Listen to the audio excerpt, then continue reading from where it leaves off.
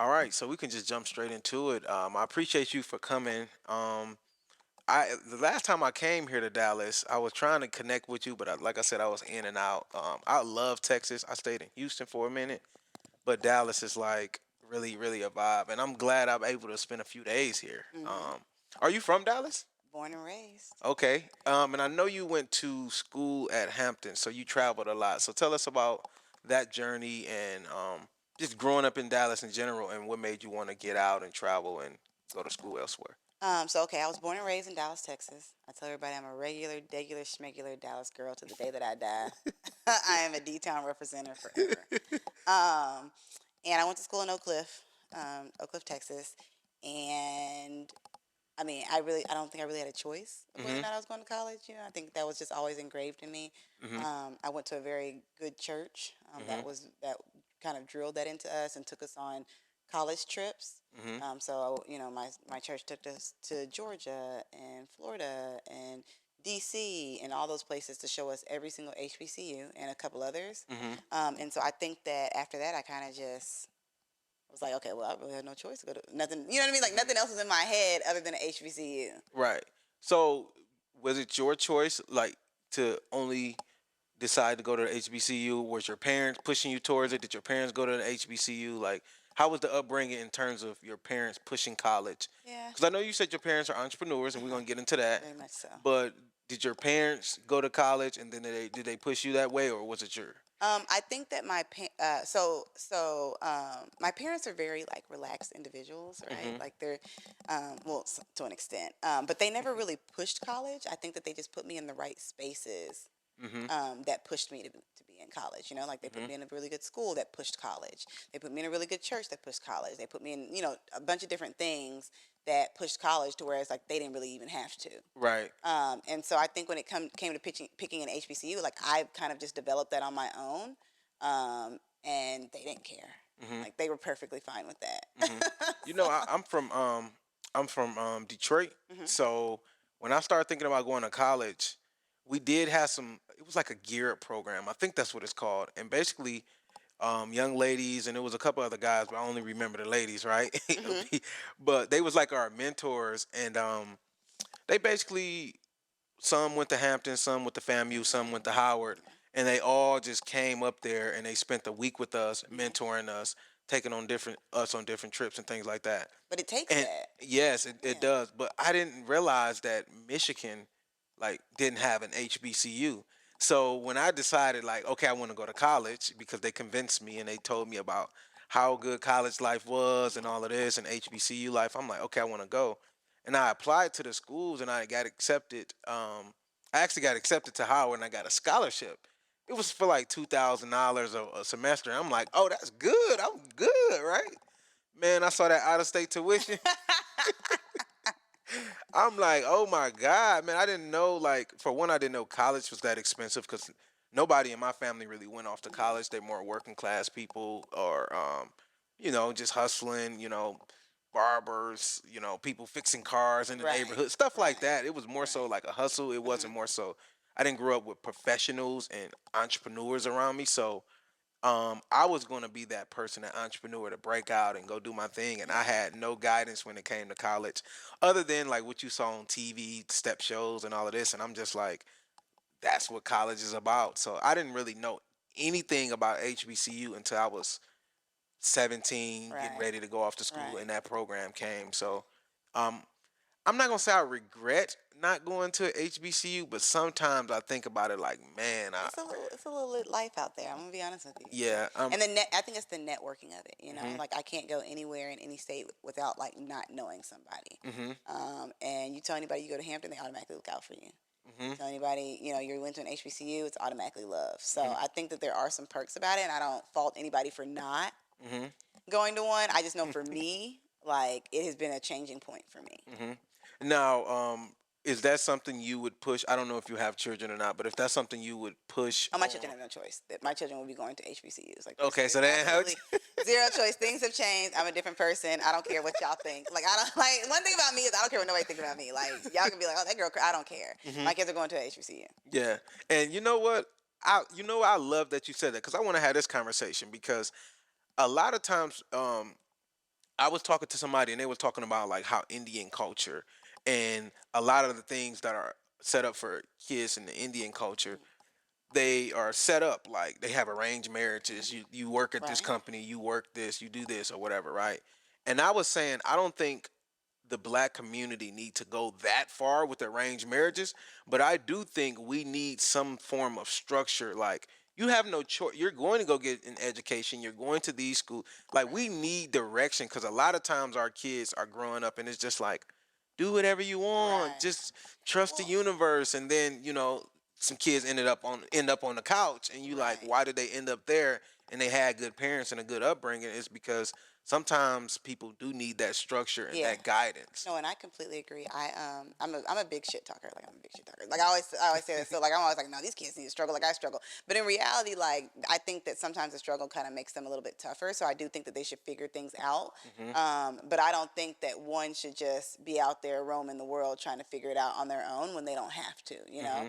Hmm. So if my son wants to go to I'm not saying that a non HBCU is not what I want him to go to, but if my son or daughter um, was asking me, I would tell them like, no, like I'm not about to let you struggle whenever I know what an HBCU can do for you. You don't see, you may not see it for yourself now, but I know Hmm. you'll thank me later. Let's just see what happens. It's still an education, right? Yeah. So it's not like I'm like controlling their lives where it's like they Yeah. don't win, you know.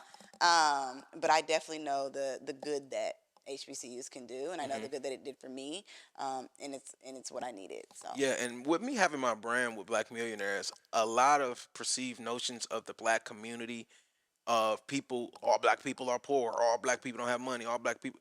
It's just not true. mhm. And just hearing your story, I know you come from entrepreneurs. Your parents are entrepreneurs. So can you talk about that, the upbringing that you had, and how that shaped you to where you are today? Yeah. So my mother's a realtor, Hmm. really the best in the game. She has some huge accounts out here, and so I'm so proud. Like I'm so proud of the empire and what she built. Right? Hmm. Like everybody wants to be a realtor. You know what I mean? Like Yeah. everybody's like, oh yeah, Especially, realtor. I live in Atlanta. Everybody's a realtor. Everybody's a realtor, but my mom is a realtor. You know what I mean? Like Yes. if I could tell y'all some of the accounts, I won't put her out there like that. But if I could tell y'all some of the huge commercial accounts and like business accounts that she has, Hmm. y'all be like, okay, she's pretty dope. And so I saw her, retire from where she worked, and she's, built an entire empire around real estate. Hmm. My father franchised 3 McDonald's in the Oak Cliff area Okay. of Dallas, and I watched him. I didn't work there. Trust me, I did not work there. I was too Now that was young. gonna be my next Nah, question. I was too young, but it was a family business. So like all of my older cousins worked there. My brothers, well, one of my brothers was a janitor. The other one was a manager. My aunts were general managers, and so it was really a family business. They hired people from the community, and people still today like will be like, "Are you Al Lawson's daughter?" Like Yeah. he gave me my first job. So Hmm. he really kind of was a pillar in the community and kind of helped out the community. So I really just had something to look up to on both ends. Hmm. But I never wanted to be like I never wanted to be an entrepreneur. Like Hmm. that never crossed my mind. Why not? You saw your parents succeeding. You see your mom killing it in real estate. Your dad doing this thing in franchising, owning a McDonald's. Was that like a thing? Did people like growing up? Did people treat you different because your dad owned these McDonald's or your No. mom was this rock star realtor? No, I mean I have a lot of connections because of them, like Hmm. and I thank them for this to this day. Like I have a lot of connections because of them, and I've gotten very far in life because of those connections. Yes. But I think whenever I graduated high school and you went to college, like back then it was more so of a okay, you're going to college to work for a company. Right. Like nobody instilled in you in school that you were about to go to college to become an entrepreneur. Yeah, entrepreneur is like the thing to do now, but like, yeah, I could, Yeah, yeah. yeah. Back then, like if you just became an entrepreneur, like it was weird. Like Entrepreneur meant unemployed. meant unemployed and uneducated, right? That's exactly what it meant. Like that's exactly what it meant. Like and what people thought. But there's some people who like were entrepreneurs a long time ago and were making bank, and we had no idea. Yeah. But what schools were teaching us and what people were teaching us is that like if you go to college, you Hmm. get a job, you work your way up, you make good money, and that's it, Hmm. and you retire. Which isn't a bad thing because sometimes I Yeah. wish I could go back to that. So it's not necessarily it's not necessarily a bad thing. Right. But it just wasn't in my head of what I wanted to do. Hmm. And I think a lot of people who became entrepreneurs back then had a talent or a hustle or like a heart for it Yeah. and I didn't really have a talent in anything. Like I couldn't make anything, I couldn't do anything. Hmm.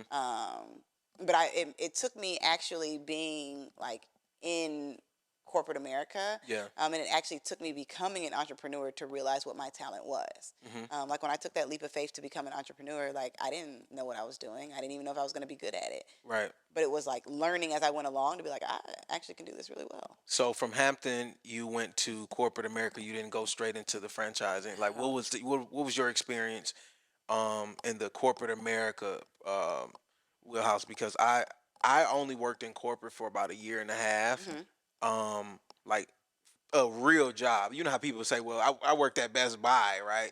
I did sales at Best Buy. That's a retail job. Okay, Hmm. that's good." But like, I was a mortgage banker wearing shirt and ties, Hmm. whatever. So that's a quote unquote real job. Right. And I only worked in corporate for a year before I really went out and tried to start my own business. Right. So, how long were you working in corporate, and what was that experience like, and what did you learn? Hmm. I want to say I probably worked in corporate America for about 9 years. Okay. Maybe, no, I'm sorry, maybe like 7 or 8 years. Okay. I started off after I graduated from Hampton. I moved back home. I worked for the city of Dallas in the budget office. Oh, okay. Yeah. You saw all the money flow See, that's through. what I'm saying. So, like whenever I first got there, shout out to Forrest Turner, who was an assistant city manager there at the time. Hmm. He said any person who has been an assistant city manager or anything within the city started off in the budget office or has been in the budget office. Mm. So he placed me in the budget office. Like that was my first. Like people are lined up to get in that office, and I Wow. literally walked through the door and got in that office. Mm. And I learned about the money. Like I learned about like What did you study in school I was that a business. allowed you to get into the budget office? Because I know they didn't just lob you in there, right? No, You the actually. government. The government, they don't care. Like I could have been anything. They would have put me in the budget office. Like Oh, they okay. They're not they really. don't care. Okay. Like no, because everything can be taught. But I think for I started off as a biology major, Okay. and I failed Oh, that biology. was my worst class. Man, my biology teacher, she sat me down one day and was like, "What are you going to school for?" The fact that somebody had to sit you down and Yeah. tell you that, like, hey, She saw me trying. Like I was in class. I was the first person there. Like I had my books. yeah, Like I was trying, and like I barely got a D. Yeah. And she was like, "What are you going to school for?" Because like everybody else in there was pre-med nursing, right. and I'm like, "Oh, I'm a communication and marketing major." She like, "Good." Like she like, all you got to do is like retake the class in the summer, and then I'm gonna pass you. Like Right. I'm gonna give you. I'm not gonna fail you. It's like a fail or pass, Right. like because it wasn't my major. So I don't know if every school was like that. No, it's not. Yeah, so No, they take them grades. my school was like if it's not in your major, if you the teacher can give you like a pass, and it won't affect your GPA. GPA, Yeah. but it's not going to help it either. Yeah, no. So So so basically for me, I started off as a biology major, and I definitely was like terrible. But I think that wasn't for me, and I think that something in my head should have triggered in college. Now that you say that, like something in my head should have triggered in college to know that like I was gonna be in somebody's something doing something, even if it wasn't my own, right? Right. And let me tell you what triggers me there is that like I didn't get to know any of my professors, like all of the kids, like it was all foreign because I just felt like everybody was so much smarter. Like I was just very intimidated by it, right? I switched over to business my sophomore year. And it was like I just flourished. Like I just Yeah. absolutely flourished. Like I was getting to know my professors. I was talking slick to them. I was getting out of class. Like I wasn't having to do all the work that everybody else had to do. I was Yes. like conning my way through stuff. And not to be like, oh, like Alyson conned her way through college. But like, no, like that's the whole point of like, because it was natural to you. that's the whole point of being an entrepreneur is like being able to talk to people, being able to hustle, being able to like get done what you need to You get gotta done. have a level of finesse as an entrepreneur. Exactly. You And can't- I don't even yeah. know what didn't trigger my mind until right now that like I should have been realizing this a long time ago that like Your mom's a realtor. She has to be a successful realtor. You got to have all the finesse in the world. Right. Your dad owns Right. multiple McDonald's. In Right. order to work in that and to Right. own that and keep it up and running, you got to have some level of finesse. all the green flags were there and I ignored them and decided to go into government. You know what I mean? But it was fine. I kind of like worked my way up into doing some things. And so I worked for the city of Dallas, and then I moved back to Virginia and worked for the city of Norfolk, worked for the city of Hampton. And then I was like, you know what, I'm tired of the government. Like I want to like make some money and I want Right. to live in Houston. So I moved to Houston and I got a job in corporate America, working in the automotive industry. Okay. The Good Old Boys Club. And if you know anything about the Good Old Boys Club, it's not for little black girls. Yes. And I was pretty much reminded of that every day. What are Um, some things you experienced that, you know, that triggered I you? Like, I know I don't need to be here. I love some of them to this day, so I'm not gonna say the things that really triggered, because that's a definite HR problem. But I think that it was kind of just like the lack of respect from some people, Hmm. and the fact that I had earned the right to be there, and the fact that I was probably more educated than most of the people there. I had, Yes. at which point I think I had 3 college degrees, Wow. 2 masters and a bachelor's. I had business acumen. I had been in finance and budget for a very long time. Right, because One that translate over, right? Yep. one of my masters was in accounting, so it's like I have Oh earned the yeah. right to be here, and I felt like all of my projects were being blocked. I felt like I was being underutilized. I Yeah. felt like people just, it just, to me, I mean, if that's what if you want to pay me top dollar to sit there at a desk, I'll do it all day, and that's what I did all day. But I think Hmm. around year 3, I was like, no, like I can't do this anymore. Like let me figure something else out. Yeah. Um, and that's what I did. Like I looked into I was like, let me just see like if I can get to another company. But then I Hmm. also said like let me just see if franchise. I don't even know why it popped in my head one day, but I was like, let me just see what franchises talk about. Hmm. And I just started looking up stuff. And then you started looking up, why did you pick 7-Eleven? Why didn't you go to McDonald's? I mean, This it's is my favorite clearly it's question. clearly right there. You're growing up, your dad's walking in with the McDonald's. This is my favorite question of any interview, and I love it because I'm like, who says I chose 7-Eleven? Like I didn't choose seven. Like I chose Chick-fil-A. I chose McDonald's. I chose Wingstop. Shout out to Chick-fil-A. And what happens? None of them wanted me. Where did I end up? Mm, 7-Eleven. But no, I think the process with the other ones are more picky. And I think yeah. with 7-Eleven, they have what 10,000 stores, and they'll be having like 10,000 stores in the next couple of years within the Hmm. entire United States. My 2 stores sit on the same exact corner, so you have a Hmm. 7-Eleven right across the street from a 7-Eleven. So they have Mm, more options, and they need more franchisees. Chick-fil-A has a right to be more conservative. McDonald's has a right to be more conservative about like who they pick, but like hmm. 7-Eleven, they need people all the time. And Um, I think McDonald's cost a lot more though, right? it did back then. Hmm. I think now it's a little bit different. Oh, it's a little more flexible It's a now. little bit more flexible, especially since a lot of these companies have diversity programs now. Yeah. So I think it's a lot more flexible now. I can't speak on that, but for what I've heard, a lot of Hmm. them have more diversity. So, did your dad growing up? Did he just stay with three, or did he continue to grow his portfolio, or did he have any conversations about expanding to different type of franchises that opened up your eyes to franchising? So my dad had 3 of them, Hmm. um, and that was it. Like he opened his first one in the '70s, and then after that, I don't know when he opened the other ones. He ran his contract out, and one day he said, "You know what? Like, I'm done with it. yeah, I'm gonna go do something else." Okay. And go from there. So I don't think that he was trying to expand anything. I think that he worked really hard and he kept getting one after the other, Hmm. um, and that was it. You Hmm. know. And then when he was done, he was done. But I always tell my dad, like, I'm gonna beat you in everything. Like, he got 2 college degrees. I was like, I went and got 3. When I opened up my first 7-Eleven, I told him I was coming to get 4 of them. I was like, Mm. I'm gonna get 4 of them, and I'm gonna beat you. Like, I always try to like, little friendly competition. But after I got 2, I was like, I'm not getting them. So why do gas stations do that? And I'm asking because in the neighborhood that I live in, well, not that I live in, that my office is in, Hmm. they have a gas station right here. It's a gas station right here, and they're literally building one right here, and the other lot is vacant. And I don't know if that's going to turn into a gas station. So I'm like, the economics in my mind, Hmm.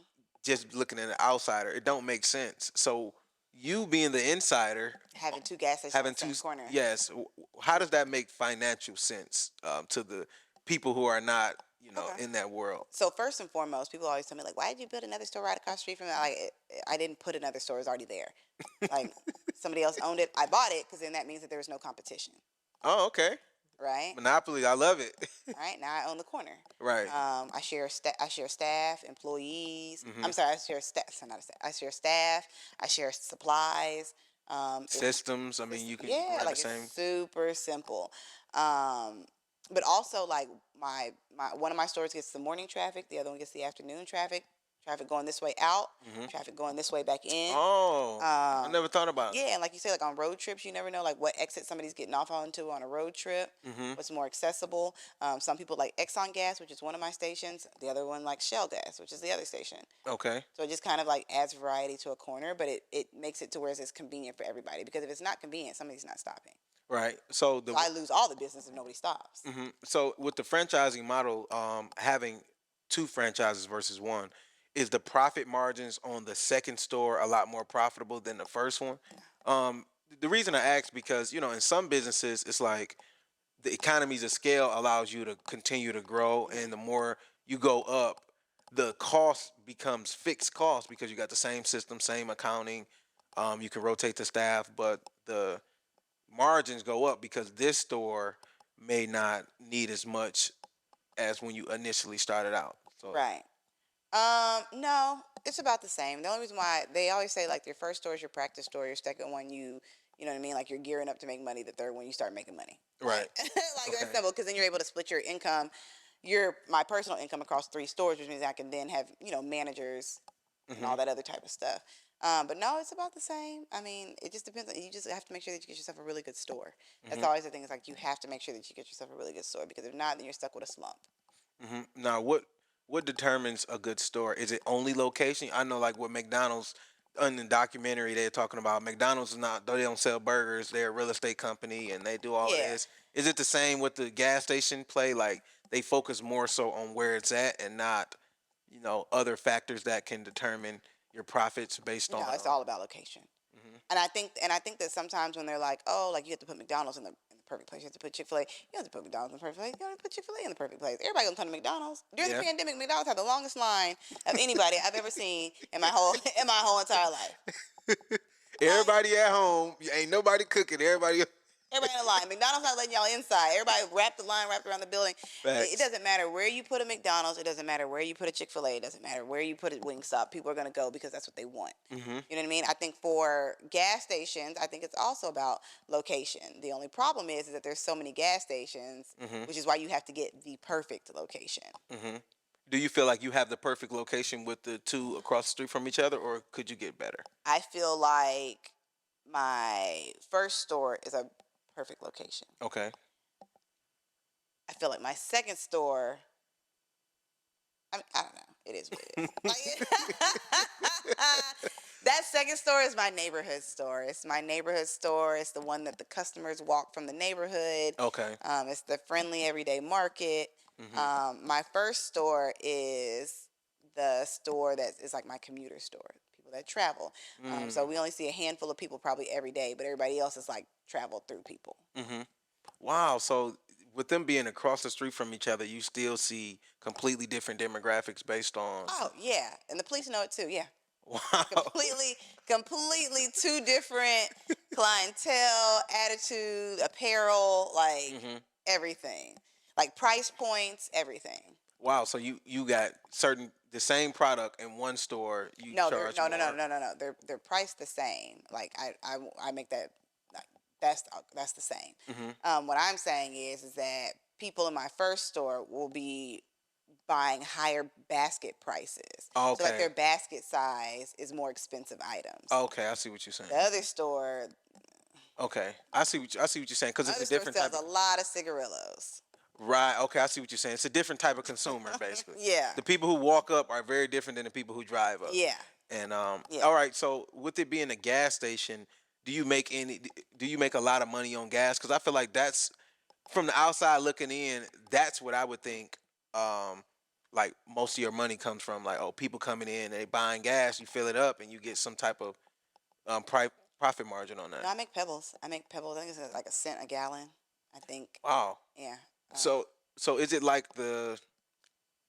like how like when you go in the grocery stores Mhm. they put the milk in the back, so you gotta, that's the reason people come there, like the reason people come to the gas station is for gas, Yeah. but then you make your money on all Yeah. pretty much all the other stuff. Is that model? Everything on the inside of the store is where I make my money. Mm. And 8 times out of 10, people don't just drive up and get gas and leave. They drive up, get gas, come inside, buy something, and go from there. So Right. the gas is more of a perk to bring people in. Hmm. What's your most profitable like items for a gas station? Not necessarily you ain't got to say yours, but just from retail in general, based off of because if I'm not mistaken, you have to get your own inventory and things like that, right? They 7-Eleven is not supplying everything for you. Maybe I'm 7-Eleven supplies the systems to okay. get everything for us. Okay, but you have autonomy to select the different type of products you want. Like if you Yes. say, okay, this product doesn't sell really good in this store, you can tell 7-Eleven, yeah, I don't want that product. I want this product. This Yes. type of water don't sell versus Yes. this type of water, this Yes. Gatorade, Powerade, Yes. etc. Exactly. Okay. Exactly. And I mean, and it's very seldom that I do that, Mhm. because I try to keep it like generic of like the top 700 products. So it's very seldom that like, I take out or do something different. Mhm. But I definitely have the right to do it. Mhm. And you have the right to add your own products, like if not necessarily your own, but I'm just saying like different products. So if you have different businesses, I know you got a lot of traction from the Black Girl Magic, Black Girl Magic, yeah, um, yeah. and I honestly didn't hear of them until because I've been following you for a Uh while, huh. and I heard of them through you, and Uh I'm huh. like, oh, that's what's up. Like you able to put them in your store and highlight. I mean, it's kind of like a perfect match, right? Mhm. Mhm. Especially with you being a black woman, you own the store. It's Yeah. like wow, it's like a perfect match. So how did Yes. that come about? So, I always say that like the power of like black networking is absolutely amazing. Hmm. My best friend's brother, which is I also consider my brother, was the manager of diversity and whatever they call it Right. at Southern Glaciers, right? Okay. Southern, and so he had this event for the McBride sisters and their entire brand, and I saw it on McBride sisters are the one who owns who the. own Black Girl Magic. They're Okay. Black Girl Magic. But they have a whole nother like that's just one line of wine that they have, which is Black Girl Magic. Oh, okay. I didn't know that. Yeah, and so they had he posted them on the page and just said like, hey, welcome to Southern Glaciers or whatever. They had a little event for them. It was really nice. Hmm. I saw it on his page. I hit him up. I was like, hey, like I like Southern Glaciers is one of our vendors. I was like, how do I get this? Right. He's like, I don't know. Let me see what happens. I asked my vendor whenever she got Were there. they in stores anywhere else throughout the U.S. One then? or two places. Okay. They weren't like don't get me wrong, like a couple of places had them. But a lot of that stuff I think was online. And Okay. they were slowly starting to make their way into Into like the. the market, right? Okay. Um but you had to go to like particular places. So even like you found it at one Target, you weren't gonna find it at another Target. Okay. So I just ended up just like asking my vendor for it. I was like, hey, like she's like, I don't know. She's like, I don't really think it's not on the recommended items. They call it recommended items. It's Right. not on the recommended items. Like we'll see what happens. They found 3 boxes in the back of some warehouse in like Austin or something. And they were like, hey, look, like we found these 3 boxes. You're more than welcome to have them. Hmm. Like we'll bring them to you. They delivered it to me. I had put it on my page. I think I sold out those 3 boxes in like maybe like a week or so, right? Mm. Okay. I was like, hey, can I get some more? They're like, okay, let's see. And it just came, like, every time I got it, it sold out. Every time I got it, it sold out. So Wow. then they started saying, like, okay, look, we're having a shipment coming in. We should be getting 20 cases. How many, like, they would come to me first and ask me how many cases I wanted. I said, I want all 20. All 20 Wow. cases would come to me. So it came to a point where, like, Target could no longer get it. Walmart could no longer get it. Specs could no longer get it. Nobody could get it because Southern Glaciers realized the value in me getting all of it, and then Right. also the push from the McBride sisters themselves saying it as well. Like, hey, look, Are like they local here the or where? McBride sisters Where are, one of them is in New Zealand and the other one is in California. They did not know they were sisters. They had the same dad. Their dad passed away. They found out they were sisters, wow. Then they and started a company. then they started a company because their dad, I guess, both taught them about wine. Mm. That's an amazing story. New Zealand and In California. Like, California, yeah, think about that. yeah, yeah. Wow. That's amazing. Okay, so what is the process if somebody wanted to get their products in your store? And have you been like have that been a hassle now that you done had this success with this wine? I know you probably got 1,000 Uh, DMs. Hey, put my chips in here. it Put is. my It has been.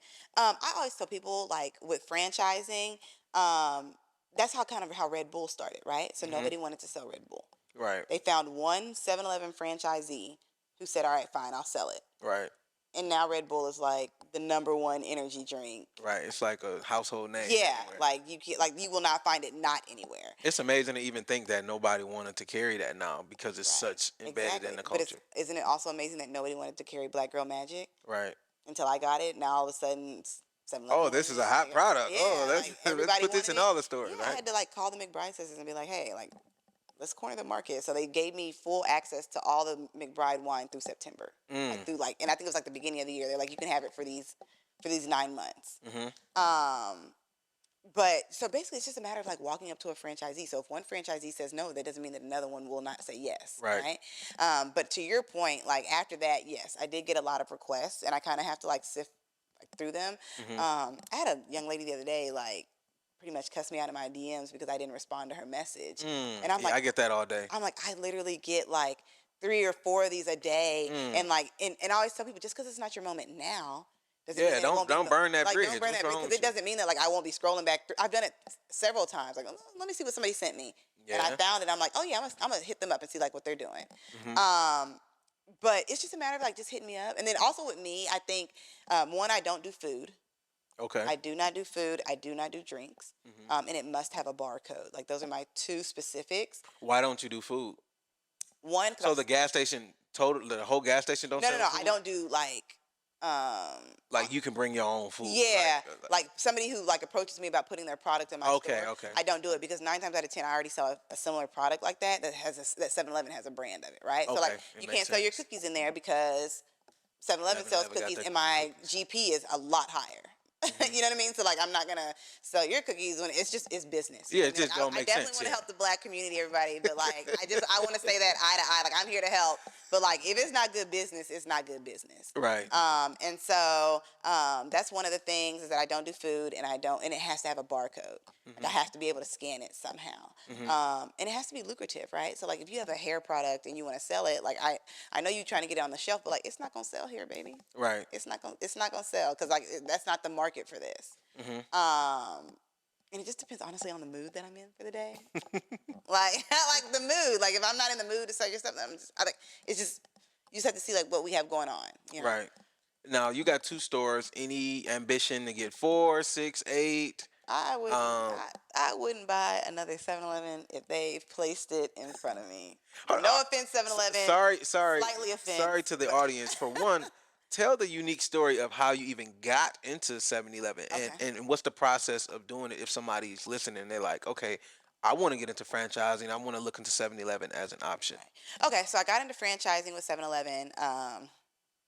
On a whim. So I went to 7-Eleven because I hate telling sometimes I hate telling my story because I think people think that like, oh, like you want it, like it could never be me.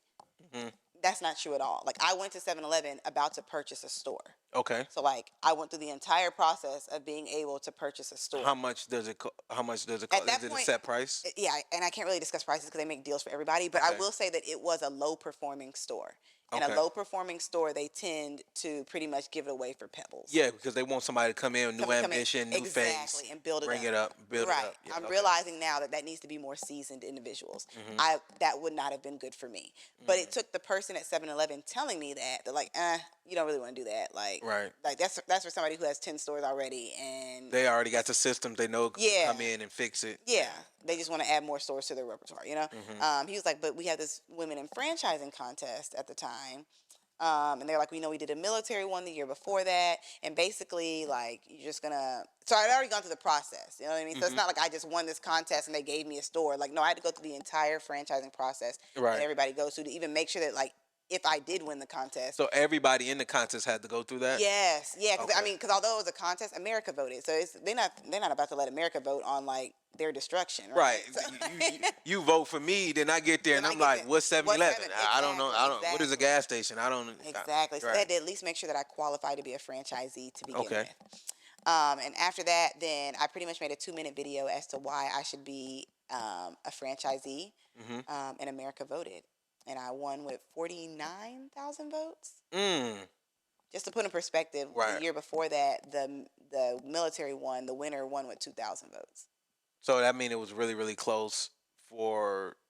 That mean it was really close based on who voted, but yours was kind of like a landslide win. No, yeah, so I won by 49,000 votes. Leave it up to women, right? The women in franchising contest, like the military people, they won with 2,000 votes. The women in franchising, we got up to 50,000 votes, right? Mm-hmm. So I won with 49,000 votes. The next person had 39, and the next person had like 32,000.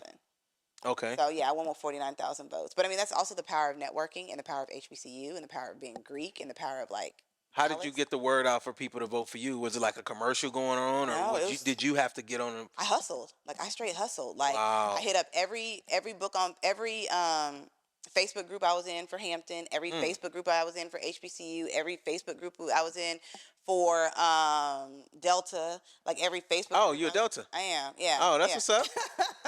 Every Facebook group I was in for D9, like Hmm. I was, and every single day, like I would say, hey guys, have you voted today? And literally on everybody who commented, hey, did you vote today? Did you vote today? It came to a point where Facebook blocked me and I had to keep making new pages. Oh, yeah, yeah. If they block you for spam, they be like, okay, Exactly. you spamming people. Exactly. Yeah. So I had to keep making new pages just to get one. Like I hustled, hustled, hustled. You deserved it for sure. And so it just came to a point where like everybody else just got really excited about it. Like all of Hampton got excited about it. They were like Mm. sending it to people and D9 and like and then I was getting on the news like Dion England from Channel 4 and Tashara Parker wasn't there here then, but like she's put me on there before. Hmm. But like it just got to a point where like people were just putting me on their stuff. Right.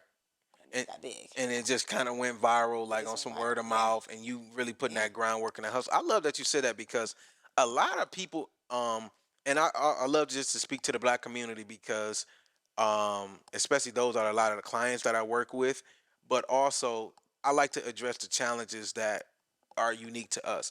A lot of us start businesses, or we might have something going on, and we sit back and we want people to support it just because it's like, oh, this black owned, or I'm a black man, or I'm a black woman, or whatever. What I heard from your story is you really wanted that. Like you put the work in, you was in there, you got spammed a Yes. few times. Facebook tried to shut you down. Mark Zuckerberg Day tried to shut you down. It's like, nah, bro, I'm gonna go make another page and continue to do it and do it. day and night I did it. I made an Instagram page. Like I was on it. I was texting I downloaded the app on my phone to like send mass text messages. Like I don't care. Some of these people were like, "Girl, I haven't talked to you in 10 years." Like, Right, like, what's up I with sent it to every number in my phone book. Like I didn't care if I had talked to you or not. Like I was sending it to every. Hey, I need to know what that text download is because I Yeah, like I went and down. Like I was like, I'm not playing with these folks today, and it was every day straight for 2 weeks. mm, I was on vacation, Disney World, like just sending it out. sending it out, like posting myself, like So it was definitely a hustle. So I'm like, I had it in me all along. I just Mhm. had to like tap into it. Yeah. So yeah, so I won the contest with 49,000 votes, and I think from there I just kind of hit the ground running, Mhm. and just kind of looking at God and how He works and how like I had a business mindset because I'm running two stores, but like I'm working on branding myself. Right. So like from this whole 7-Eleven thing, I was on social media trying to get people to vote, but But now people like also learning about you. people It's also like, and okay, it's bigger than just she owns a 7-Eleven. Who is this who's this? entrepreneur black Mhm. woman that Mhm. that is doing this amazing thing? Mhm. Because you could easily just sit in the back and just let everything go, but you're building like a personal brand. Mhm. And I wanted to jump into that because I know you do like speaking. I don't know if you do mentoring, but I do not do mentoring. It's not a personal thing. I just my life is exhausting as yeah, it is. I have two kids I that know I'm you do already the mentoring. motivational speaking. Yeah. You go speak to colleges. You go Uh-huh. speak to high schools. Mhm. So when did you get into that? Did you do that before you got into entrepreneurship, or is that like a passion that came once you became? It was a I mean, it was a passion. Like once I became like who I was, like once Yeah. I kind of got into the 7-Eleven thing, that's when speaking engagements just kind of like started flowing in. People wanted me to do career day before I even had the career, right? Like I was in training, and they're like, we really want you to come talk to the kids because I'm like, but I don't own anything, right? I haven't even picked a store yet to own. I just won a contest and I'm in training, right? Yeah. But I remember to speaking on the motivational speaking, I went to talk to a group of like first graders, right? Hmm. And I killed it. They loved me. Like it was absolutely amazing. And I was like, I could do this for a living. And I went Hmm. home and I made business cards that said motivational speaker. Hmm.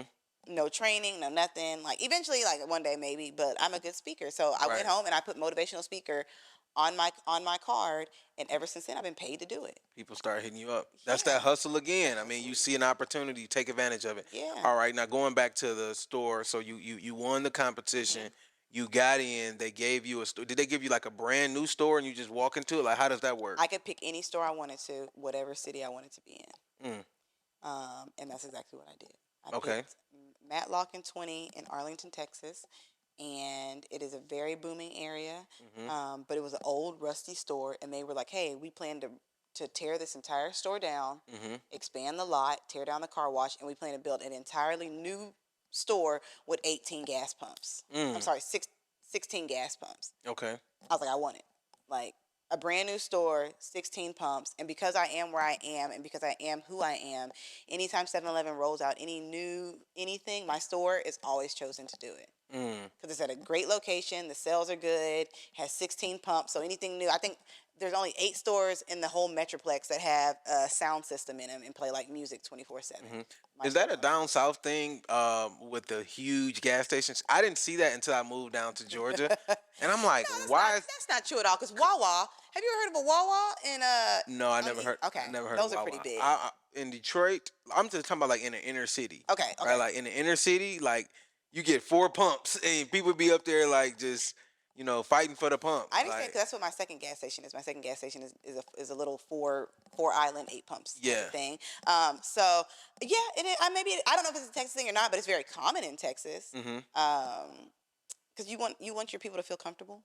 Yeah. Like you want a lot of space, and I think the more safe, because there's a lot of like Texas, we love they love not having gun laws, you know what I mean, and like Yeah. being able to tote and all that stuff, and Yeah. so you want to go into a place that you feel very very safe in, Mhm.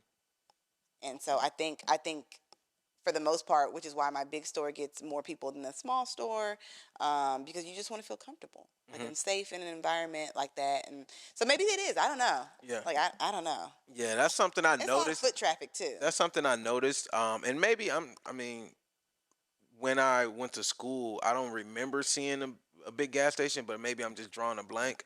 But I know in Detroit, it's not like huge gas stations. It's a lot of smaller ones with the 4 islands and 8 Hmm. pumps on each side. So We got a lot of those too, yeah, though. We got a yes. lot of. He said the fourth. Speaking of like just safety, there was a Mhm. tragic situation. We don't have to kind of go into that with the convenience store, but how do you keep your store safe? Like, what are some things that you do that you can keep your store safe and to keep shoplifting down? Because I know that could really hurt. That ain't going nowhere. That can really hurt a Uh-huh. store. Is there anything you could do? Uh. Any cameras? Any type of like? Cameras catch back end stuff, Mm-hmm. and by then they've already ran out with that Snicker bar, and I'm not gonna watch cameras for no Snicker bar. You know what I mean? Right. People dash with beer all the time. Mm, You just have to take it as a loss. You know what I mean? Like you just have to budget all that loss and just take that hit. There's mm, not much you could do. You don't make enough. You don't. Your store doesn't make enough to hire a security guard, and even if you hire a security guard, all they have to do is duck into another aisle, and So yeah. it's not even worth it. Mm-hmm. All of that effort. I think in regards of like being safe, there's a lot of rules. So one, I get to know the community. Mm-hmm. They know me extremely well, and I think that it hasn't kept me from the theft because people are always going to steal, but I think it's Yeah. kept me extremely safe. My customers definitely look out for me. Mm-hmm. Everybody who comes in there, like even in the neighborhood, one across the street, everybody knows everybody. Everybody gets along with everybody. Okay. Yo, Miss Allison, I seen something in the parking lot. I already called the police for you. Thanks for that. Oh, okay. Or like, yo, like I've gotten calls at 2 o'clock in the morning, like, yo, Miss Allison, there's something weird going on here. I'm gonna sit out here for a minute. Make sure your night staff is okay. I was like, okay, cool. Right. So it's just you have to get to know the community because those are the people all the time that are there and will look out for you, especially being a 24/7. Mm-hmm. They empty out their registers. I don't let anything in my register of $100 bill, $50 bill, $20 bill, $10 bill. The only thing that you'll ever find in my registers are ones and fives. Wow. That's it. Is So that like your rule or is that like a 7-Eleven it's a 7-Eleven. situation? It's a 7-Eleven rule, but it's just whether or not they follow it. I follow it. Mm-hmm. Like I don't want to see anything in your register except ones and fives. Mm-hmm. As soon as you get them, you insert them in the safe. But the more you do it, the more people will see that you're doing it. The less likely they are to Mm-hmm. like word spreads. Like, yo, man, that store don't never have no 20. That store don't never have no change for 100. Right. Like, And people, especially people who are plotting to do something hmm crazy like that, hmm they're gonna know that type of information. right. I don't sell lottery at night. Mm-hmm. I don't cash out lottery at night. Mm. I don't accept bills over $20 at night. Like, I have a lot of rules that people do Wow. not like. But I mean, they're Is rules. cash still real prevalent? Like Yeah. because people be trying to make it seem like everything just Yeah. so digital, Yeah. and Yeah. me personally, I haven't carried cash in hmm probably about 2 to 3 years. Ever Right. since I started like making real money, like I Right. I haven't haven't started carried carrying any cash. cash. I will see, and I didn't start carrying cash until I started working in the gas because if I go to Walmart or something and I spend money on my card at Walmart, like my business card, Hmm. I have to pay it out from my store, which is in cash. Right. So like I always have cash like with me somewhere, right? Hmm. Not on me. Don't rob me. I never have cash, so like that. You know what I mean? But like I at least always keep bills somewhere, right? Hmm. But yes, cash is still very, very relevant. I think that people always just tend to think about themselves and where you are in life, right? Hmm. Or like where I am in life. Because I was Yeah. like, why would anybody carry cash? But we fail to realize, like, if you go to Chick-fil-A, you get Chick-fil-A customers. If you go to McDonald's, you get McDonald's customers. Hmm. But everybody needs gas. So Hmm. we get, rich people, poor people, middle class Right. I people. never thought about So that. like, yeah, so like the hood still carry around cash. Like, that's a thing. I mean, You know yeah, what I yeah, mean? yeah, yeah. So, I mean, for sure, the hood for no, sure but like still. in general, like people still care. People, cash is still very, very relevant. Hmm. And I think that a lot of people don't see it because they don't work in the industry in which it is, but it's Hmm. still very, very relevant. Yeah, because I haven't. I mean, other than like, I mean, I go to events and people we have pop up shops. Obviously, people do cash over there, and we got a cash register there. But like, I just don't be thinking about it because most of my Yeah. business, 90% of my business, is like all digital, Mhm. all online, Mhm. all social media type of, or partnerships type of vibe. So I just be forgetting like. I count a lot of cash a day, and we still get cash. Very much so. I wash my hands 5 or 6 times a day. So Mhm. yes. So I want you to just give people some business tips on just operating a franchise, some things you learned over the years, and just some business tip in general. Because I think one good thing about a franchise is you already come with the branding. Mhm. So people, you already come with that trust, but you still have to operate and run the system. Mhm. And now that you have a system, you're exposed to that. You can give people some, some knowledge on how like a bill. I don't know if I believe 7-Eleven is a multi-billion-dollar company, right? Yeah, they are. Yeah, yeah. All right. It's how a multi-billion-dollar company operates. So, what advice would you have to like up and coming entrepreneurs who are looking to um grow and expand their brands Mhm. and maybe need more exposure to like a real system instead of trying to create their own from scratch? I would say find a mentor, right? So I've had to find like mentors throughout this entire thing Hmm. to kind of like guide me. Did you have to? Is this something? And I'm asking this because the word mentor and the word business coach gets like it makes it like it's the same person. Yeah, you gotta pay for it. Did you have to pay for this, Oh no, or no, was this I'm mentorship not paying. that I'm was not paying. genuine? I will fail before I pay for somebody to like give me counseling advice. So I'm sorry.